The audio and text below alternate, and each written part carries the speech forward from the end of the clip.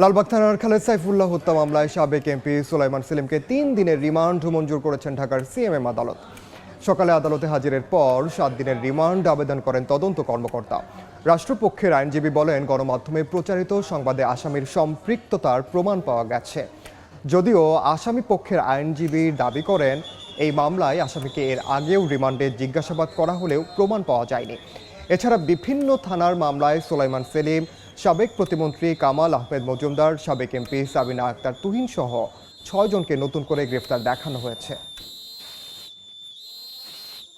সুলাইমান সেলিমকে রাষ্ট্রপক্ষে আমরা 7 দিনের রিমান্ড প্রার্থনা করেছি। মাননীয় আদালত রাষ্ট্রপক্ষের বক্তব্য শুনে এবং আসামি পক্ষের বক্তব্য শুনে উভয় পক্ষের বক্তব্য শ্রবণান্তে মাননীয় আদালত সন্তুষ্ট হয়ে 3 দিনের রিমান্ড মঞ্জুর করেছেন।